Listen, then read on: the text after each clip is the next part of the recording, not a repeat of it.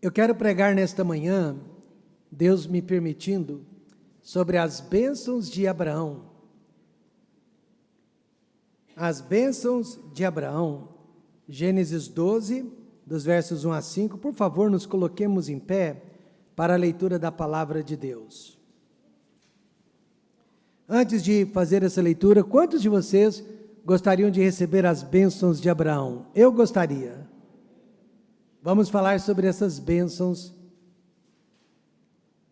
neste momento.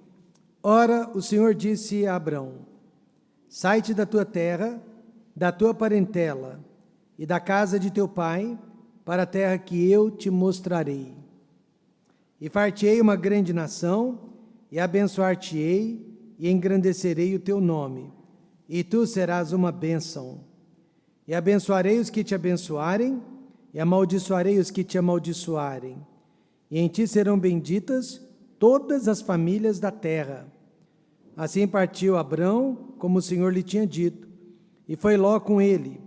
E era Abrão da idade de 75 anos, quando saiu de Harã. E tomou Abrão a Sarai, sua mulher, e a Ló, filho de seu irmão, e todos os bens que haviam adquirido, e as almas que lhe acresceram em Harã, e saíram para irem à terra de Canaã, ou de Canaã, e chegaram à terra de Canaã. Querido Deus, eterno Pai, neste momento nós estamos diante das bênçãos do pai Abraão, que nós gostaríamos também que fossem nossas bênçãos para nós e nossos filhos, e bênçãos para a nossa igreja que Deus tem nos dado. Pai, eu peço que o Senhor me use neste momento para falar com os seus filhos, falar com esta igreja, para que todo coração seja receptivo, para que toda mente seja compreensível, e assim, ó Pai, possamos sair daqui edificados, alicerçados na fé. Venha falar conosco, Senhor. Use esta mensagem para transformar nossas vidas. É o que nós pedimos agradecidos, no nome de Jesus. Amém. Podem se assentar.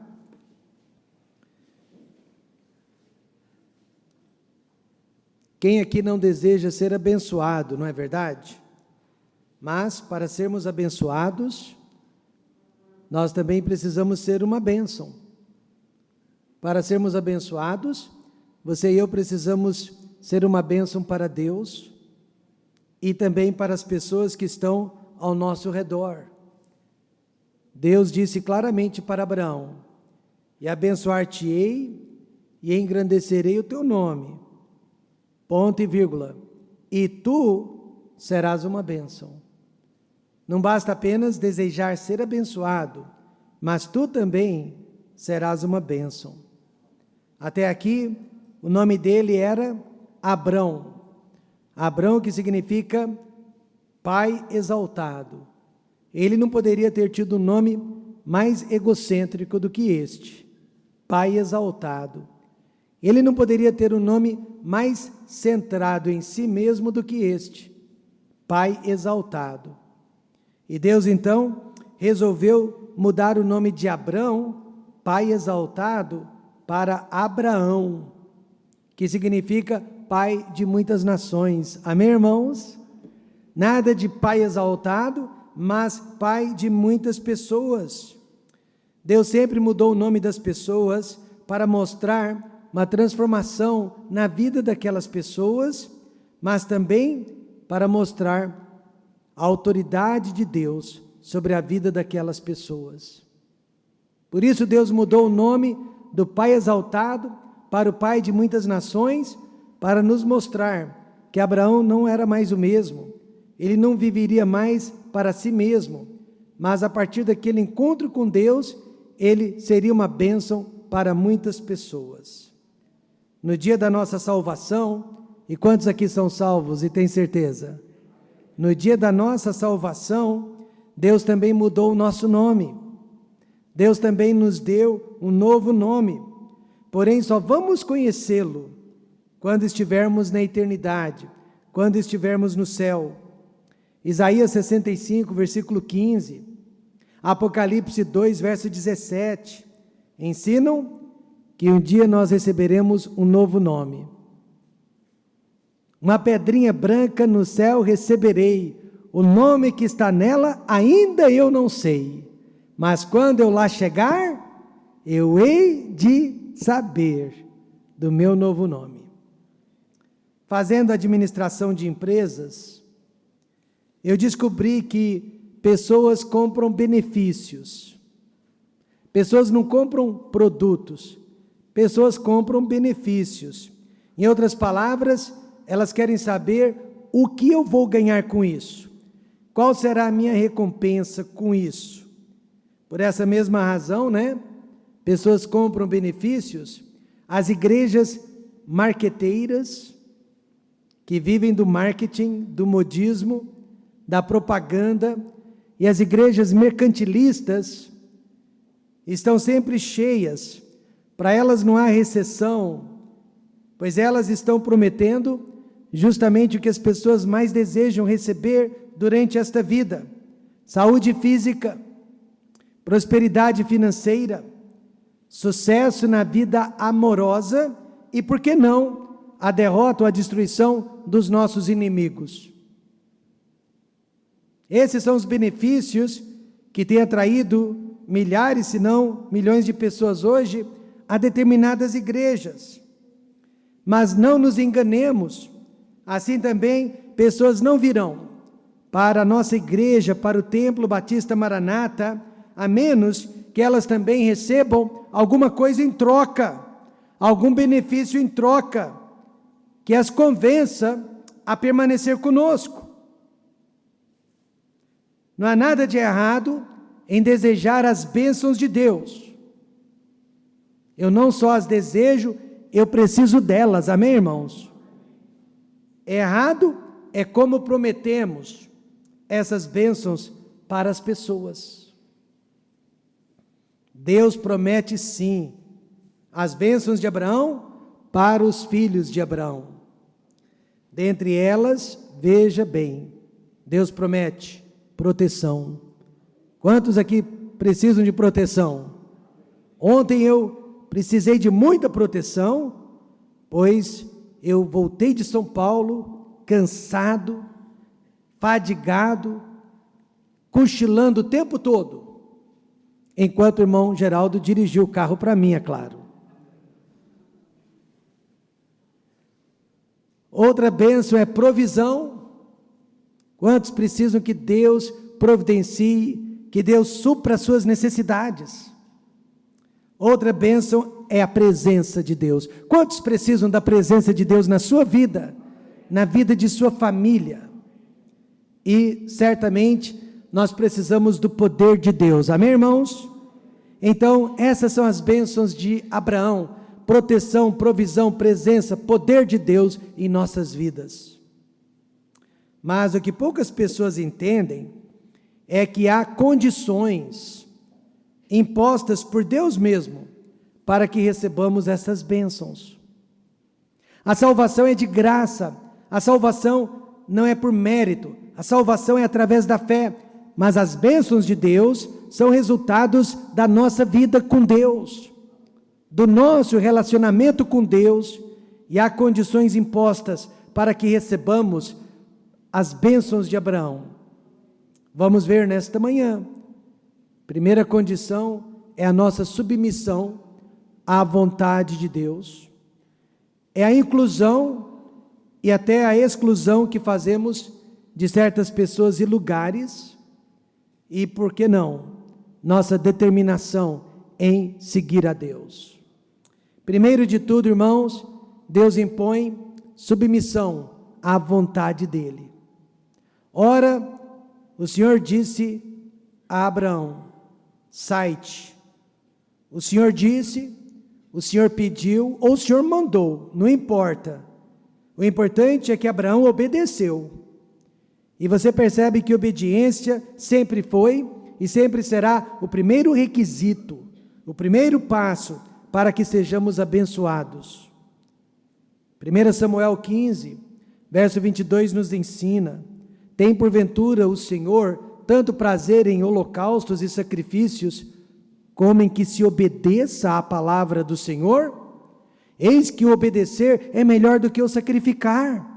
Em outras palavras, do que adianta você dormir tarde, acordar cedo, entregar seus dízimos, suas ofertas, participar da promessa de fé para missões e fazer tantas outras coisas que lhe custe tempo, dinheiro e até saúde. Mas se você não estiver obedecendo, observando e seguindo os ensinamentos da palavra de Deus, Deus prefere a sua obediência do que o seu sacrifício. Deus prefere a sua obediência do que o seu dinheiro. Amém, irmãos? Hoje em dia, as pessoas desejam as bênçãos de Abraão, mas não desejam a comissão de Abraão. Não desejam a obediência de Abraão. E como foi esta obediência? Primeiro, foi uma obediência ativa. Ativa. Deus disse para ele, sai-te. No Velho Testamento, Deus disse, sai-te. No Novo Testamento, Jesus disse, ide. De uma forma ou de outra, obediência, irmãos, requer movimento, ação e atitude da nossa parte. Você já percebeu que a moda agora é fazer tudo de dentro de casa? As pessoas não querem mais sair para estudar. Agora elas querem fazer curso à distância, EAD, fazer tudo online. Não há nada de errado com isso, mas as pessoas estão buscando sempre o comodismo. Elas estão também querendo trabalhar de dentro de casa, ganhar dinheiro dentro de suas casas. E por isso muitas também estão achando que podem servir a Deus apenas de dentro de suas casas, mas aí elas estão enganadas. Deus disse, sai-te, amém, irmãos? E Jesus disse, ide, amém, irmãos? Abraão precisava sair por várias razões. Primeira, ele tinha que sair da zona de conforto para aprender a confiar em Deus. Ele jamais aprenderia a confiar em Deus e exercitar fé em Deus, ficando dentro de sua casa, ficando dentro de sua cidade, ficando dentro de sua terra. Ele precisou sair da influência idólatra de sua família para servir a Deus, porque de dentro de sua casa ele não teria como seguir a Deus. Ele teve que sair também para alcançar as pessoas que precisavam de Deus. Ele não alcançaria pessoas ficando dentro de casa. E finalmente ele precisou sair de um lugar onde Deus não estava, para um lugar onde Deus se encontrava. Certo jovem me disse que ele não precisava sair de casa para servir a Deus, que ele poderia servi-lo, adorá-lo, de dentro de sua sala de estar, melhor ainda, de dentro de seu quarto, deitado sobre uma cama. Interessante ele ter dito isto, porque ao mesmo tempo ele precisava sair para jogar futebol, ele não podia jogar futebol de dentro de casa. Interessante dizer isso, porque ele precisava sair para assistir a um recital de música, ele precisava sair para ir a uma festa. Todo mundo sai, todo mundo vai, desde que seja para alimentar e agradar a sua própria carne, e não para agradar a Deus. Abraão saiu para ser uma bênção e também para ser abençoado. E nesta manhã eu quero que você saiba, você também precisa sair para ser uma bênção, amém, irmãos? E para ser abençoado, você precisa sair, é uma obediência ativa e não estática. Também foi uma obediência árdua, foi uma obediência difícil da parte dele, quando Deus disse, sai-te da tua terra, da tua parentela, da tua casa, casa de teu pai, para a terra que eu te mostrarei. Olha, irmão, se a obediência fosse fácil, Adão e Eva jamais teriam pecado contra Deus. As igrejas estariam cheias de verdadeiros adoradores nesta manhã, mas obediência é difícil, e por várias razões. Uma delas, Abraão precisou sair de onde? Ele precisou sair da sua parentela, ele precisou trocar de parentela. A maioria de seus parentes, tios, tias, primos e primas, talvez irmãos, ficaria para trás. Mas em compensação, Deus estava preparando uma nova família para Abraão. Veja, Jesus fez a seguinte promessa em Marcos 10, 29.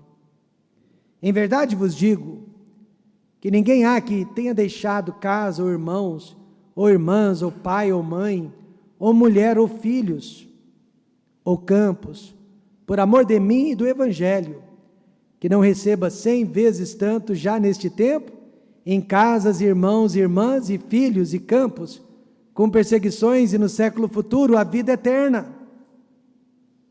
Eu me lembro quando nós deixamos a nossa parentela, deixamos a nossa terra e fomos para a capital de Goiás. Nos primeiros dias, nas primeiras semanas, minha esposa perguntou por que estamos nessa cidade, quem precisa de nós, e realmente parecia que naquele momento ninguém precisava de nós. Parecia que naquele primeiro momento nós estávamos no lugar errado. Passamos então o nosso primeiro Natal sozinhos, sem amigos, sem família por perto, sem igreja. Mas hoje, meus amados irmãos, nós temos pais, nós temos mães, nós temos filhos e nós temos muitos irmãos naquela cidade que verdadeiramente nos amam. Amém, irmãos? Nós jamais teríamos conquistado essas bênçãos, nós jamais teríamos sido esta bênção se nós tivéssemos ficado, se nós não tivéssemos saído. Nem sempre é fácil fazer a vontade de Deus, na maioria das vezes é difícil.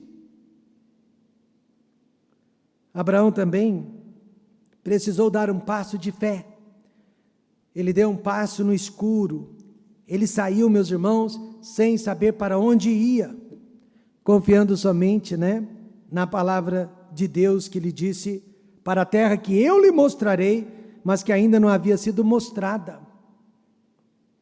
Em outras palavras, Deus mostraria a vontade dele aos poucos. Ninguém gosta disso, mas é sempre assim que Deus age para conosco. Ele nos mostra a sua vontade aos poucos e não de uma vez. Graças a Deus eu tive um professor há muitos anos que me disse: Rômulo, Deus nunca mostra a vontade dele de uma vez, mas aos poucos.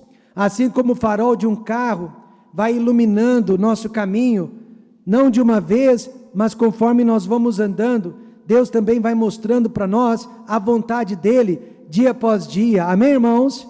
Noite após noite, semana após semana, mês após mês, ano após ano, e lá no futuro nós estaremos dentro da vontade de Deus.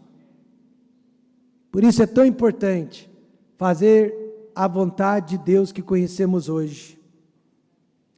Abraão foi descobrindo a vontade de Deus, mas tudo começou com um passo de sacrifício.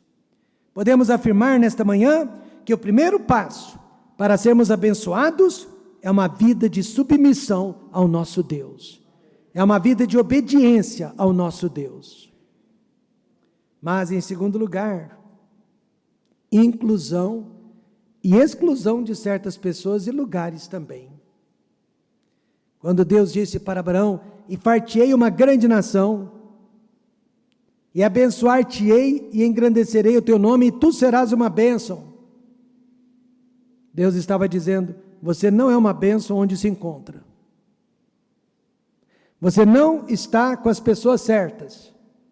E você não está no lugar certo. Deus não pediu que Abraão saísse de sua parentela e de sua terra para ficar sozinho e isolado em outro lugar, mas sim para agregar outros povos que ainda não faziam parte do reino de Deus. Mais importante do que ser o patriarca de pelo menos 14 milhões de judeus registrados, fora os judeus que não são registrados, e eu acredito fazer parte dos judeus que não são registrados. mas registrados no mundo hoje, 14 milhões de judeus e mais de 423 milhões de árabes. Mais importante que ser o patriarca dos judeus e dos árabes, é saber que Abraão é o pai espiritual, nesta manhã, de mais de 2 bilhões de cristãos espalhados por este mundo afora. Amém, irmãos? Abraão, quando aceitou a vontade de Deus, ele abriu as portas para ser o meu e o seu pai espiritual nesta manhã. Todos nós, lavados no sangue de Jesus Cristo, a semente de Abraão, somos filhos de Abraão nesta manhã. E assim como ele, nós precisamos usar agora as nossas bênçãos para alcançarmos outras vidas. Jesus disse, irmãos, em João 10,16, ainda tenho outras ovelhas que não são deste aprisco. Também me convém agregar estas, e elas ouvirão a minha voz, e haverá um rebanho e um pastor. Quantos acreditam que ainda há muitas ovelhas que ainda não fazem parte deste aprisco? E Jesus disse, é importante agregar essas ovelhas. Hoje a missão principal da igreja é incluir pessoas no reino de Deus. É trazer pessoas para o reino de Deus. E cabe a Deus e somente a Deus, e a mais ninguém, excluir aquelas que não fazem parte do reino dele. Isso não nos compete. E é por isso que nós não imploramos para que pessoas venham à igreja, façam parte da igreja, mas nós incentivamos, nós encorajamos, nós convidamos, mas o único que pode fazer pessoas ficarem é o Espírito Santo de Deus. Amém, irmãos? É obra de Deus.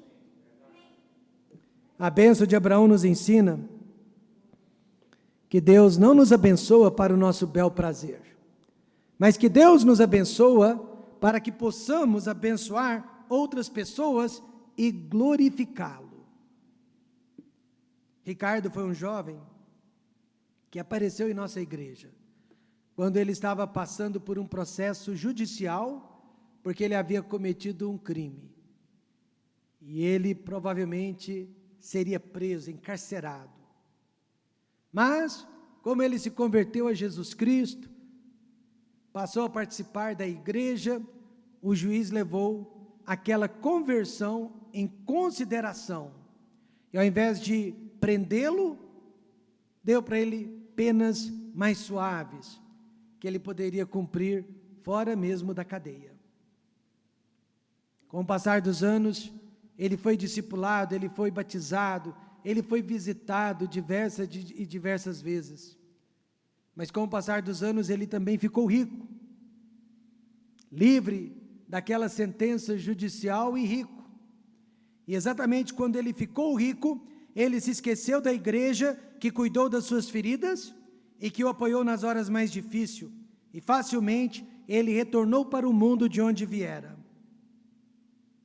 Ele não soube utilizar as bênçãos de Abraão para a glória de Deus e muito menos para abençoar a vida de outras pessoas. Eventualmente ele morreu, muito jovem ainda, de um ataque cardíaco fulminante. Abraão ficou sabendo que um dia ele seria também uma grande bênção e ele também seria uma grande nação. E o que ele fez quando ficou sabendo o que haveria de acontecer com ele no futuro?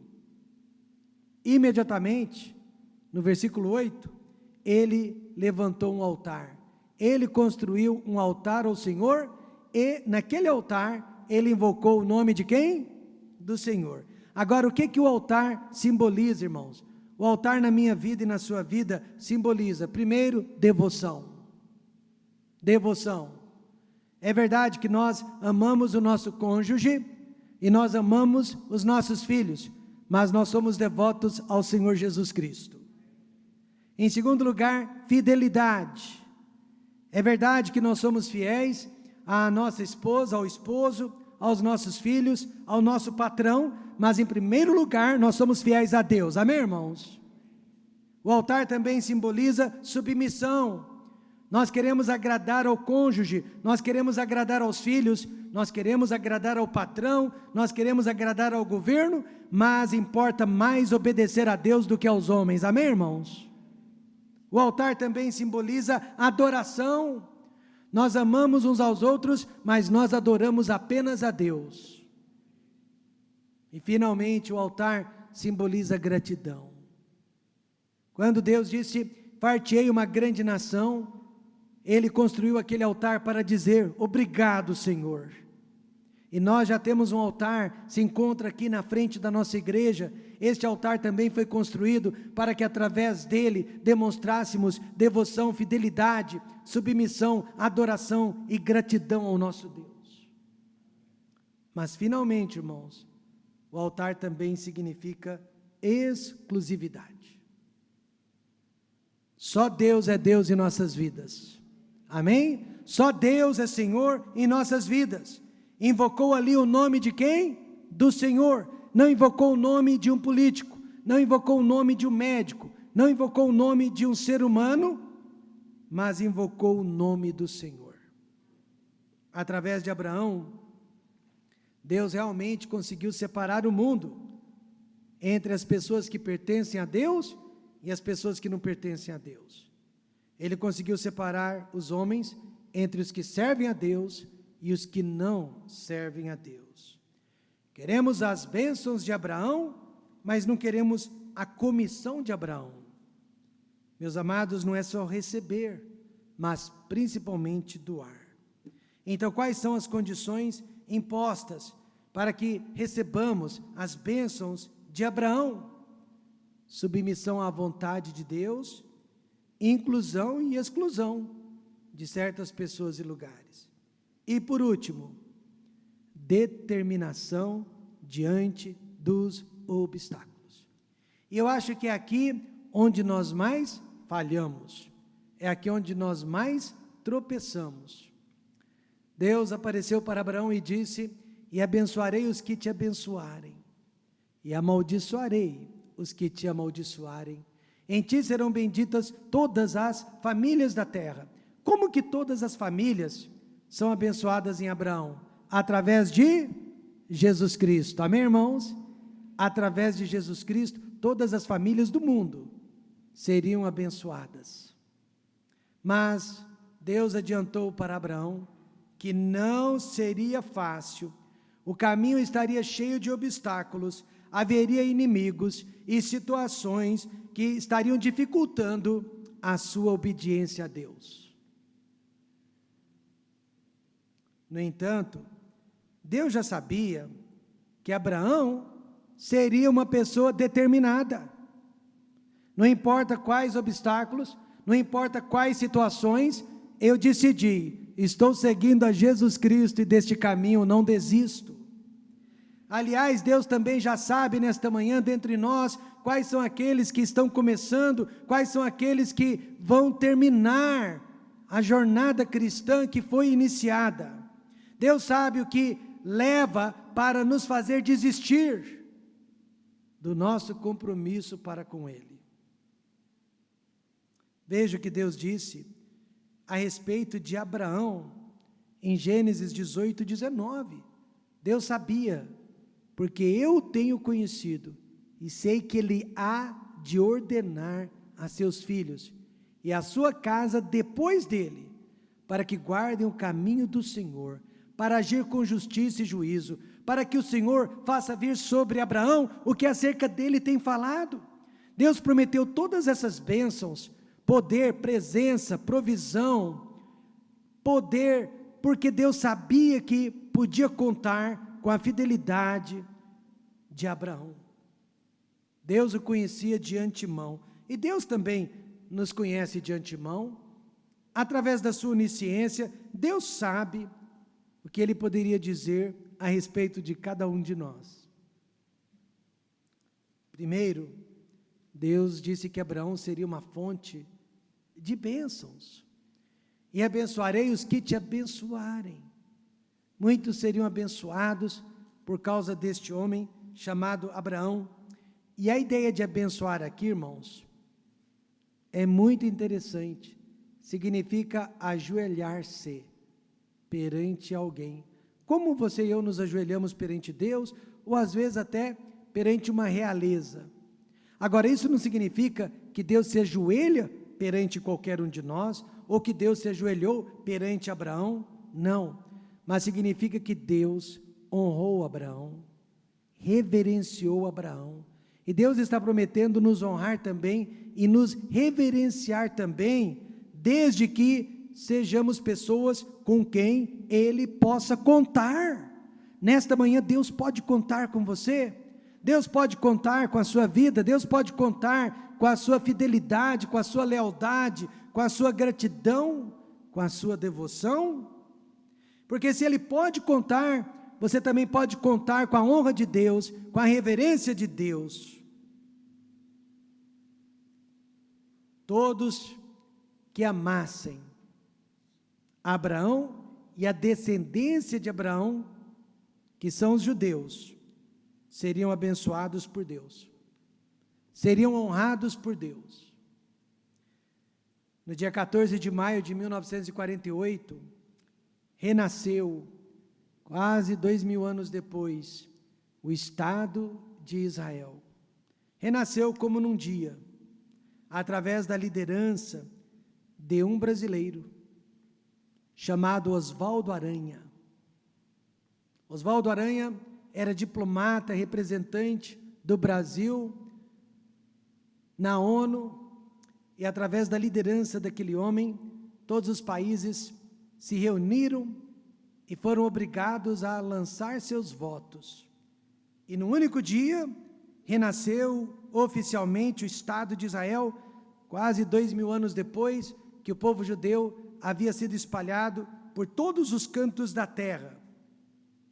Não foi coincidência que durante aquele mesmo período, o nosso país, o Brasil, cresceu sobremaneira e se desenvolveu, apesar de que na época o nosso governo era sim de esquerda e muito ultranacionalista. Mas nada disso impediu as bênçãos de Deus sobre a nossa nação, sobre o nosso país. 42 anos mais tarde, o Brasil não só recebeu, mas oficializou o primeiro Fórum de São Paulo, uma organização comunista e antissemita, contra Israel. E a partir daquela data, 1990, o nosso país passou a votar sempre, consistentemente, sempre, contra todas as resoluções da ONU, contra o pequeno Estado de Israel. E essa postura política brasileira só mudou agora com o novo governo em 2019. Coincidência, irmãos, que os últimos 30 anos são considerados os piores anos da história do nosso país? Tenho certeza que não. E abençoarei os que te abençoarem, e amaldiçoarei os que te amaldiçoarem.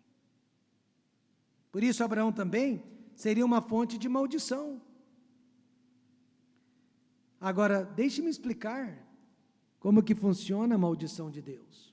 Não é a mesma do homem. A maldição de Deus é uma sentença e não um desejo. Deus não deseja amaldiçoar ninguém, amém, irmãos? A maldição de Deus é uma promessa, não é uma ameaça. A maldição de Deus é uma certeza, não é uma dúvida. Ai do ser humano, então, que amaldiçoa um filho de Deus. Como nós não sabemos quem são os filhos de Deus e quem não são, melhor nunca passar julgamento sobre as pessoas, amém, irmãos? Porque você pode estar, sim, amaldiçoando um filho de Deus. Lembre-se do que aconteceu com o gigante Golias, 3 metros de altura, ele foi vencido por uma criança pequena, ele perdeu a cabeça, porque ele amaldiçoou